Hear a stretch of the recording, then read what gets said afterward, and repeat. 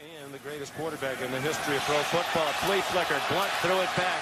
That was a flea flicker, and it might be the most famous play in the game of football. Whether you're a football fan or not, you've probably heard this term thrown around before, but what you probably haven't heard is the incredibly long history of this play. Its rise, its eventual decline, and surprising resurgence goes back much further than I'm sure you could possibly imagine. Flea Flicker from their own end zone. 3, Denver leads by 4, little Flea Flicker.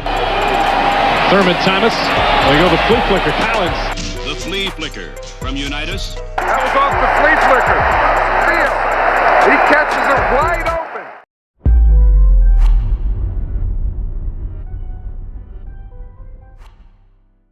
The flea flicker is designed when a quarterback would hand the ball off or sometimes pitch the ball to the running back, who then tosses it back to the quarterback where he will then throw the ball downfield. The concept is that the handoff or whatever trickery to get the running back the ball is going to cause the safeties to come down to stop the run and condense the defense, leaving a favorable one-on-one route to a wide receiver, or in the best case scenario, the defensive back bites too, leaving the wide receiver all alone ready for a walk-in touchdown. But how did this beautifully developed play come to be, and how has it evolved with the game of football? The play was actually developed in the 1920s. All that time of the war being over led to many using their tactical brilliance in the game of football instead of on the battlefield. This includes a man by the name of Bob Zuppke. Now, Zuppke was known for all sorts of trickery, but I don't think anything he's done has stood the test of time as well as this play. The first time it was ever performed was against Penn State in 1925, and it wasn't even an offensive play, but used on a fake field goal. And there's no footage of this play, but according to the Wikipedia article about this specific play, it was set up with the kicker throwing it to the tight end who would lateral it back to the holder, and to me that doesn't really sound like a flea flicker, so I'll do some interpretation and assume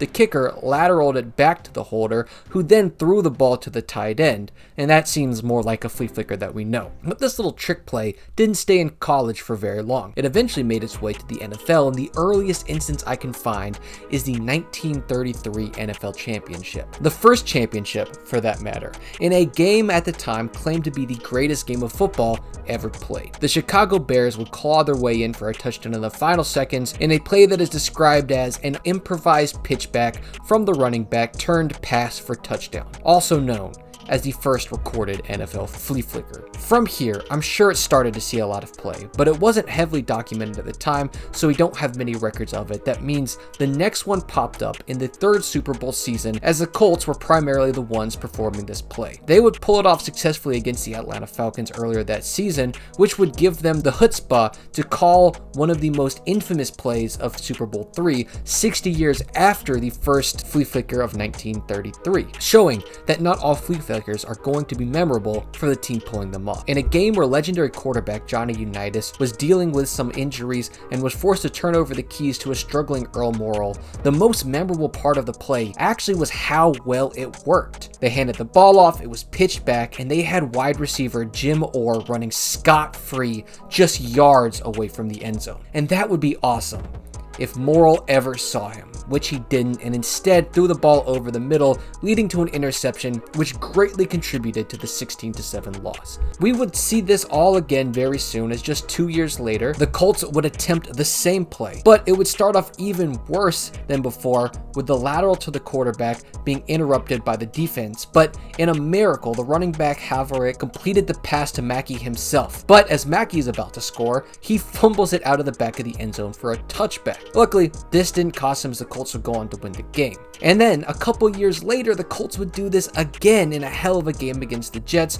repeating the 1969 matchup, this time Unitas making the incredible catch of the lateral, throwing the ball brilliantly, and it resulting in a touchdown. This spurred the 1970 to 1990 flea flicker frenzy, as I call it, the time that this play was absolutely at its peak. The next noteworthy instance of this play was a Steelers match where you cannot convince me that this is how it was drawn up, as the running back scrambles, can't find a lane, so he pitches it back to Bradshaw, who then completes a pass over the middle to get them a nice little pickup. And at this point though, all the flea flickers were designed as outside runs with a pretty hefty throwback to the quarterback before he could complete his pass. This would change in 1978.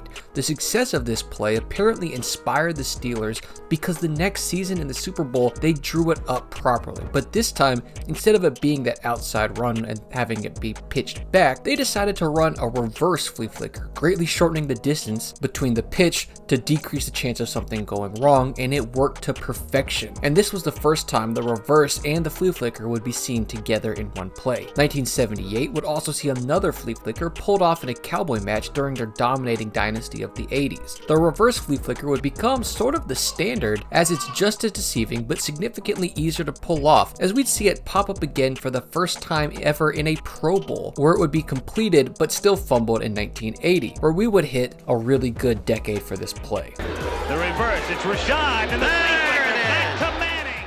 1981, we got this beautiful flicker in the Dolphins vs. Patriots game that almost went horribly, but instead resulted in a 55-yard pass to set the Dolphins up at the goal line. 82, we would see this play rear its head on the biggest stage as the premier fake, the 49ers, led by Montana, had a first quarter reverse flicker that resulted in a 14-yard gain on a crucial scoring drive. In 85, we would see a plethora of this play as it almost started to turn into just a chirkier play action pass.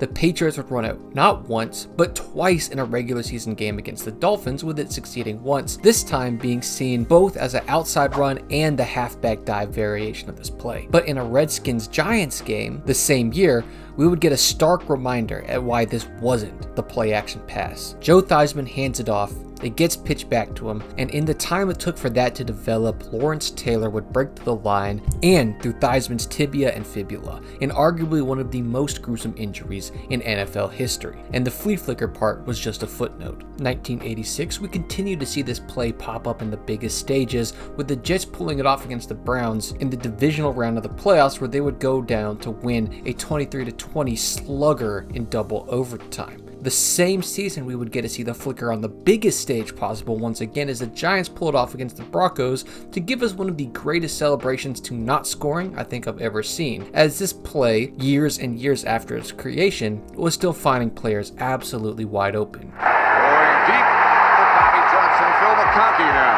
McConkey head over heels at about the 1 or 2 yard line. 89, we see legendary quarterback Dan Marino complete this play for a touchdown as the flea flicking meta had all but completely switched away from the long across the field lateral to now faking the dive to a short pitchback, and it was still as dangerous of a play as ever. We would see the biggest innovation on that play though come as the famous flea flicker would show up in new form, with the Giants taking on the Cardinals, as they would pull the first ever fake flea flicker where O.J. Anderson would turn like he was about to pitch it to break the necks of everybody and continue running, securing a sizable chunk of yards. We would still see our standard flea flicker though all throughout the 90s though, as it remained a tool that every team seemed to have and want to try out at one point or another. Heck, the Browns use this play so much to complement their run game, they'd use it 5 times against the Oilers. I think we did a double reverse, met through the touchdown to me. I think we ran up in the back, threw the ball back to Bernie. Webb caught another one. I think we did that 5 times for like 5 touchdowns, but it was all flea flickers. Like we could run a reverse, throw it back to the quarterback, and he threw a bomb. Then they threw it, it was all over the place. 92, we'd see it in a Bills vs. Broncos match as they'd go for the reverse flea flicker to leave a receiver wide open. As the same year, Marino would strike from deep again as they used the dive variation to connect for 62 yards against the Raiders. Now how about some razzle-dazzle? Flea flicker, and on the other end, Mark Cooper.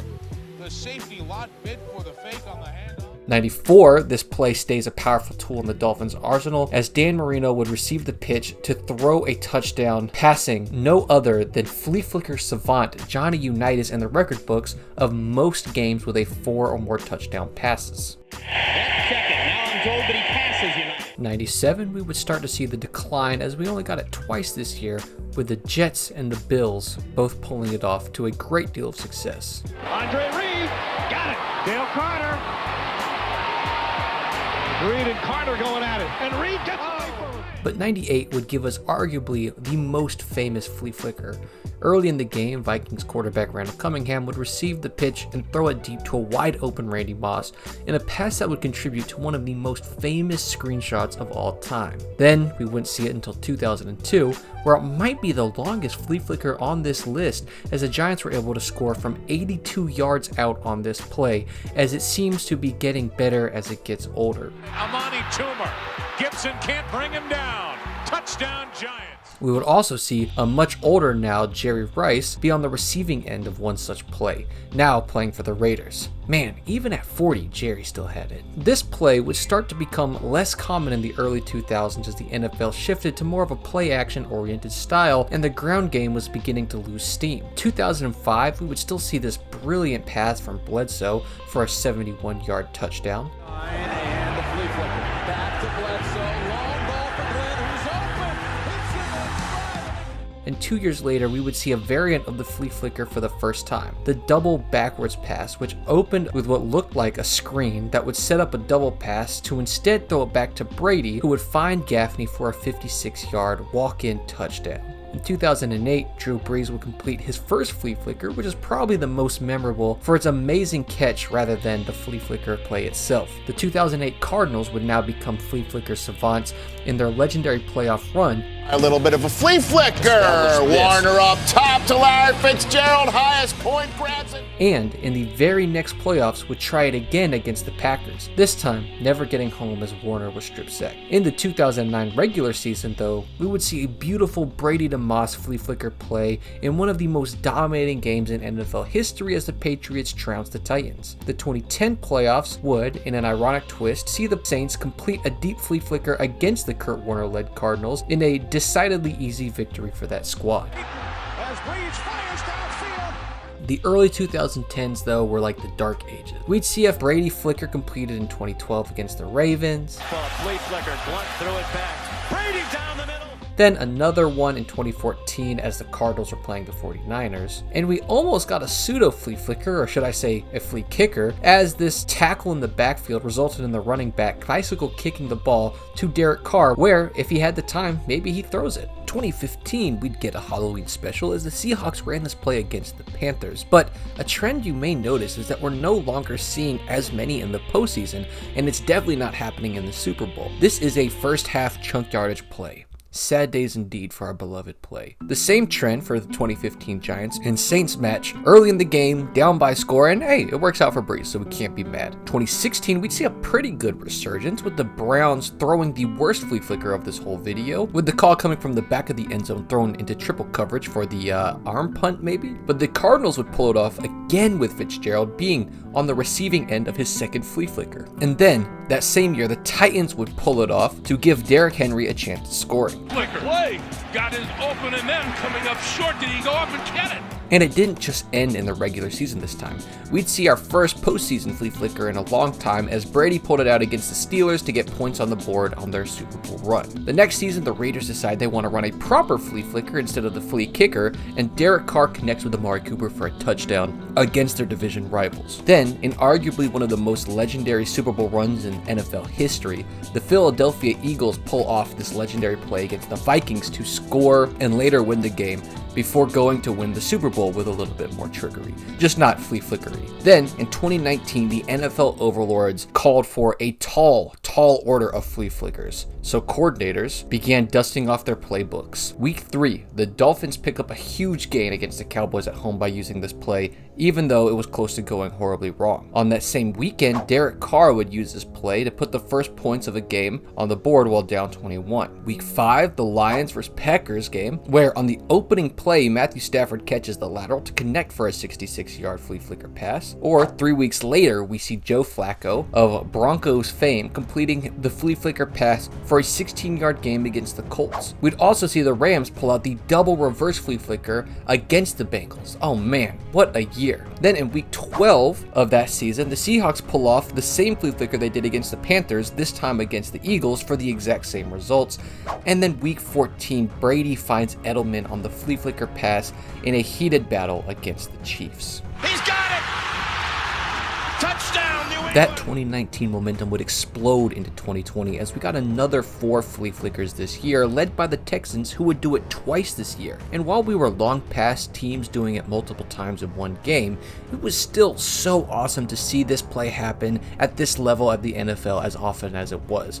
But the most impressive thing is that closing in on a century of this play's development, it is still tricking people. Now, the 2021 Texans weren't ready to retire this play, as they would pull it out again this year. Ingram, it's a flea flicker. Mills looking deep for Conley. He's got him. and we would also see the Burrow-led Bengals give it a go with a great deal of success, which can't be said for the Steelers, who the first time in forever threw a flea flicker for an interception. Here's a little throwback to Roethlisberger, and he's picked off at midfield. We would also see the Bengals pull out the much rarer play, which was the fake flea flicker, for a good-sized run, even though the slip at the end cost them the first down. In 2022, the Texans would open us up again, but this year the league calmed down with them as the Bengals once again completed one, but not for anything more than just a solid chunk game, which brings us to the most recent season, where we can see the flea flicker is still alive and well, maybe not flying as high as it did in the 70s and 80s, but making a resurgence since 2019 like it hasn't done in decades, proving that it is still one of the most iconic plays in football and that it may never ever die. Now, if you enjoyed watching stuff like this, consider subscribing, and peace. Seahawks, flea flicker, Jared Goff, Khalif Raymond, beautiful execution by the line.